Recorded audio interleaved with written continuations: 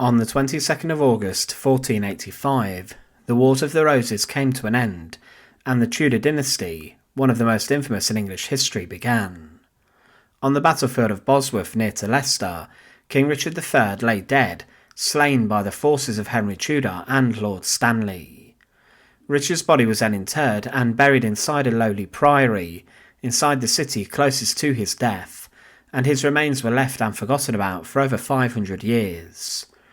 Of course, Richard III's remains were in 2012 found under a car park in Leicester, the site of the Greyfriars Priory, where he had been laid to rest.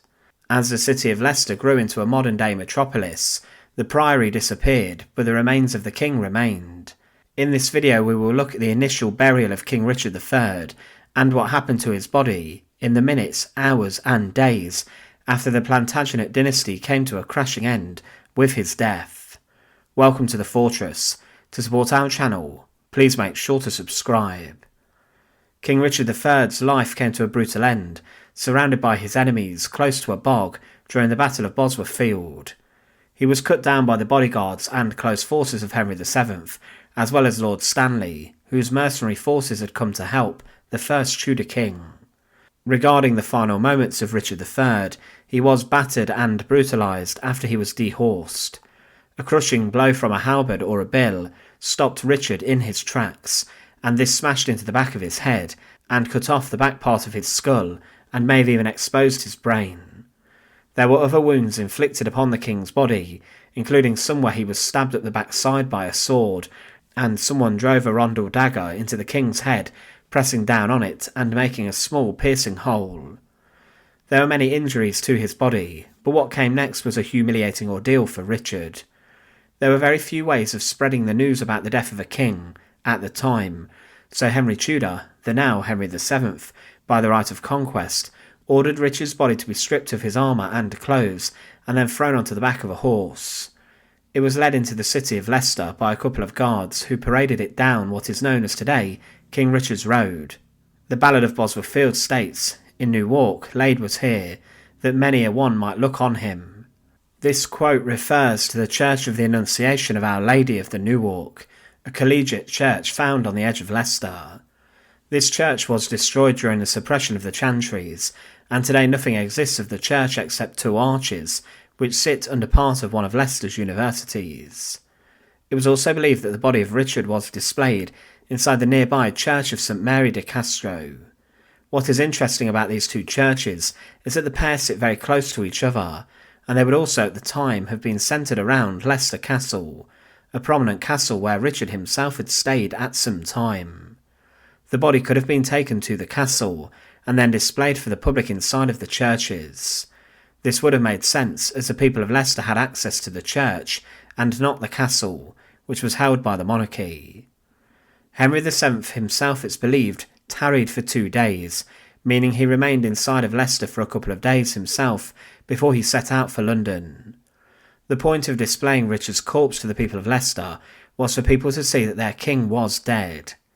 It's believed that on the 25th of August 1485, on the same day that Henry VII left Leicester, that Richard's body was buried at the convent of Franciscan monks in Leicester with no funeral solemnity. The king's body was quietly interred and dealt with, and it was said that he was buried in the choir, the significant part of the church. The burial site was known as the Greyfriars in Leicester, a friary of the Order of the Friars Minor, and this was established on the western side of Leicester in the mid-13th century. It was established within Leicester's town walls and had a rather interesting past. Henry V convened Parliament in Leicester in 1414, and the Lords assembled in the large hall of the Greyfriars, so the site was not a simple priory, but rather a regal building. The friary was dissolved in 1535, following Henry VIII's dissolution of the monasteries. In 1495, 10 years after the burial of Richard III, Henry VII paid for a marble and alabaster tomb and monument to mark Richard III's grave. This cost a significant amount and was a rather respectful thing for Henry VII to do.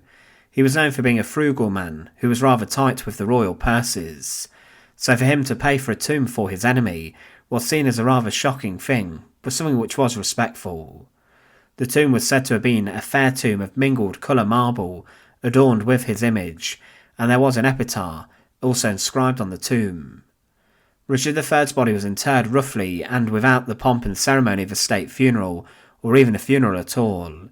He was allegedly laid inside the grave, some historians claim, without a coffin, as there are no accounts of any coffin being made for Richard III, and nothing was found when Richard's remains were uncovered. When the Greyfriars was dissolved, the friary was demolished, and the tomb and monument was either broken up and destroyed, or it decayed, and under this, of course, Richard's remains remained untouched. The friary site was later sold, and the Mayor of Leicester, Robert Herrick, acquired the land, and he built a significant mansion close to Friary Lane, and part of the garden of his house was the land of the friary. The site of Richard III's grave was still at this point unknown and was lost. However, Robert Herrick did create a monument on what he thought was the site of Richard's grave. This was a stone pillar roughly 1 metre high, and the words, "Here lies the body of Richard III, sometime King of England," and this pillar was left for many decades, but had been broken up by the year 1844. It's likely that this pillar could have marked the correct spot of the burial, as when it was created, it was not too long after the friary was dissolved, and part of the tomb could have remained. There was a rather prominent rumour that did emerge in the centuries following Richard's death though, and this came from John Speed, who wrote in his book, History of Great Britain, that Richard's body was borne out of the city and contemptuously bestowed upon the end of Bow Bridge, which giveth passage over a branch of the river Soar, upon the west side of the town. This was believed for centuries that Richard's body was thrown into the river Soar as an act of disgrace, and there even remains of a skeleton found in the river's sediment in 1862, but on further inspection the remains were found to have been that of a man in his early 20s.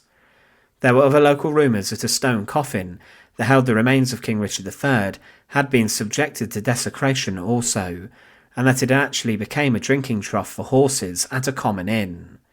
With this, it's believed that a coffin of Richard made from stone had actually been created, and some claim to have visited it and seen it. One writer stated that she had seen in 1700 a piece of his tombstone that he lay in, which was cut out in exactly the right form for a body to lie in, and that it remains to be seen at the Greyhound Inn in Leicester, but is partly broken. It was allegedly found in 1759, however was badly damaged, and it was kept at the White Horse Inn on Gallowtree Gate. However, today the location of the stone coffin has been lost for time. The Herrick mansion that concealed the remains of Richard III was sold in 1740 and divided up, and with further development of the area, New Street was created, and also a new townhouse. And the Herrick mansion was demolished in 1871, and in 1915 the site was purchased by Leicestershire County Council, who built offices on that area. As the site around the grave developed, no one knew that the body of Richard III remained in the ground untouched. It wasn't until the remarkable discovery of his remains in the council car park in 2012 that the remains of Richard III were found once and for all. King Richard III's legacy as a King of England is one which is shaped mostly by the perception Shakespeare creates of him as a king-killer, a regicide and a schemer. But Shakespeare had some things right, for example the scoliosis that he suffered with. However, for over 500 years the grave of King Richard III remained lost to time and untouched, and millions of people passed by it, not knowing that it was under the concrete. But today he is laid to rest inside of Leicester Cathedral, streets away from his original place of burial. Even myself had walked past his grave so many times. Thanks for watching. To support our channel, please make sure to subscribe, and once again, thank you so much for watching.